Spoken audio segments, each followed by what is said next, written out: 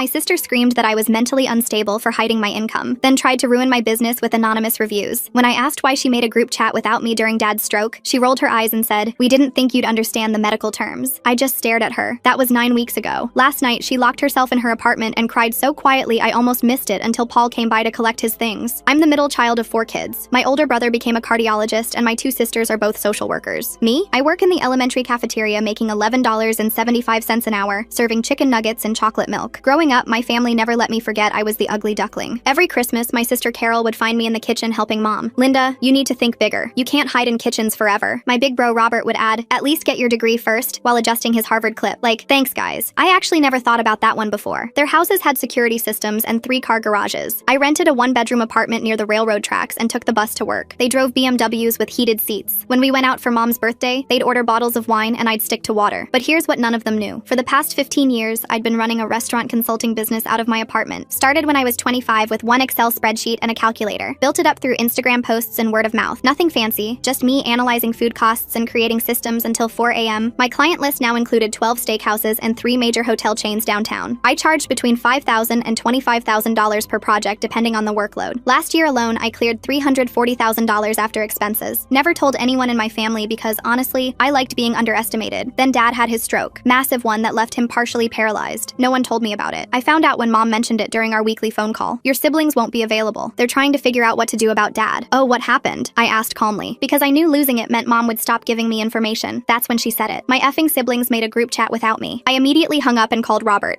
Hey, maybe this was an accident, but why wasn't I included in the discussion about Dad?" He sighed like he was explaining something to a child. "Linda, we need to be realistic here. Good facilities cost $8,000 a month. If you can get someone to cover your little hairnet job, maybe you can visit once a month." I told him I'd take care of Dad myself. He actually snorted. "Ha ha ha ha, I know you're not talking about moving him into that shoebox you live in. Linda, Dad needs round-the-clock medical care. This isn't like scooping mashed potatoes onto plastic trays." Carol jumped on the call. "Robert's right. We're talking about adult decisions here, not something you can handle on a cafeteria worker's salary. Proper care." As if I'd just prop Dad up with some tater tots and call it a day. That weekend, I did something that would make them regret their words forever. I drove around looking at houses for sale, found a perfect ranch style with wide hallways and a ground floor master bedroom, just the way Dad likes it. Put in a cash offer, $20,000 over asking. While my siblings argued about who would cover Medicare, I hired contractors to install grab bars and a roll-in shower. Interviewed home health agencies until I found the perfect team. All while my siblings sent each other links to depressing nursing homes an hour away from everyone. Moved Dad in 3 weeks after his discharge. Didn't tell anyone, just showed up at the hospital with the medical transport I'd arranged. Robert was there arguing with the social worker about temporary placement. "It's handled," I said, signing the discharge papers. "Dad's coming home with me." Carol laughed that sharp, bitter laugh she'd perfected in childhood. "Linda, stop. This is embarrassing. You can barely afford your own life." My younger brother James finally spoke up. "Let her try and fail. She'll come begging for help in a week when reality hits." 6 months passed. I took care of Dad while running my business. He'd sit at my kitchen table watching me organizing files, telling stories about his army days. My siblings barely visited. Carol said she was too busy. Robert said he didn't want to get stuck in traffic. James just stopped responding to texts. They kept their group chat going though. Mom would mention their ongoing debates about long-term care facilities, like they were waiting for me to fail. But then something beautiful happened. It came in the form of something big, thick, and black. Carol's preppy little husband saw my name on the speaker board at a restaurant industry conference. In bold black lettering it read, "Linda Mitchell, turning failed restaurants into million-dollar success stories." He took a photo and sent it to the family group chat with 3 question marks. I just laughed and switched my phone off. But when I woke up, I noticed my phone had been bombarded with dozens of texts and missed calls. The first voicemail was angry. The second was threatening. By the 10th, they were practically begging to talk about this rationally. The first message I actually opened was from Carol. "Pathological liar," in all caps. Then another. "How dare you hide this from us while we worried ourselves sick about Dad's care costs." I set my phone aside and focused on making Dad's breakfast. My hand stayed steady as I scrambled his eggs exactly how he liked them, soft with a touch of cream. The phone kept buzzing against the counter, creating a constant vibration that made the salt shaker dance. Dad noticed the noise from his wheelchair. His good hand reached toward the phone, eyebrows raised in question. "Just the family having feelings," I told him, placing his plate on the special tray that attached to his chair. "Nothing that can't wait until after breakfast." The phone rang. Robert's name flashed on the screen. I answered on speaker while adjusting Dad's napkin, knowing he'd want to hear whatever drama was unfolding. "Fraud!" Robert's voice exploded through the speaker. "Identity theft! Corporate deception! I have lawyer friends, Linda. This charade ends now." Dad's eyes widened. His good hand gripped his fork tighter, but I kept my voice level. "I never lied to anyone, Robert. I just never corrected your assumptions about my life. You let us think you were poor. You watched us stress about Dad's care costs while sitting on a fortune. I'll expose you, Linda. I'll tell everyone at Garfield Elementary exactly what kind of person you really are. They deserve to know their cafeteria worker is a con artist." The line went dead. Dad's egg sat untouched, his face showing more alertness than I'd seen in weeks. seconds. A knock at the door interrupted the silence. Mrs. Chen from next door stood on my porch, holding a casserole dish and wearing a concerned expression. "I heard shouting," she said, glancing past me toward Dad. "Everything okay? I brought extra lasagna from last night." Mrs. Chen had been bringing meals twice a week since Dad moved in, refusing payment and always staying to chat with him about their shared love of old war movies. She knew exactly how dedicated I was to his care, often commenting on the medical equipment and modifications I'd installed. "Family drama," I admitted, accepting the dish, "but we're managing." She patted my arm. "Your father is lucky to have you. Not many daughters would do what you do." As she left, my phone showed a new text from Carol. "On my way over. You will explain yourself." I helped Dad finish breakfast, then started preparing him for physical therapy. His therapist would arrive at 8, and I needed him ready. While I gathered his exercise bands, a car door slammed outside, then another. Carol's fist pounded against my front door. "Open up, Linda! We're not leaving until you explain this sick joke." Through the window, I spotted James's car pulling up behind Carol's, all three siblings descending like a storm. I opened the door to find them clustered on my porch. James held his phone up, recording. "For evidence," he announced, "in case we need it for legal proceedings." They pushed past me without invitation, Carol leading the charge into my living room. Their eyes swept over the hospital bed in the corner, the lift system installed in the ceiling, the rows of medical supplies organized on custom shelving. Robert stopped at the bathroom doorway, staring at the roll-in shower and professional-grade grab bars. "This must have cost a fortune," Carol finished, spinning toward the kitchen. Her gaze landed on my desk in the corner, where business cards lay scattered from yesterday's video conference. She snatched one up, reading aloud, "Linda Mitchell, CEO, Mitchell Restaurant Solutions." Her face drained of color. "CEO?" Robert's tactics shifted instantly. "Obviously a scam. You've been defrauding vulnerable restaurant owners, haven't you? Taking advantage of struggling businesses during tough times?" The doorbell rang. Dad's physical therapist had arrived right on schedule. I let Catherine in, watching my siblings step aside as she wheeled her equipment past them. "Morning, Mr. Mitchell," Catherine called cheerfully. "Ready to work those legs today?" While she got Dad positioned for his exercises, I pulled out my laptop. My siblings watched as I navigated to my business banking portal. "7 figures," James whispered, stopping his recording to lean closer. "Carol, do you see the tax implications here? She's been hiding assets while claiming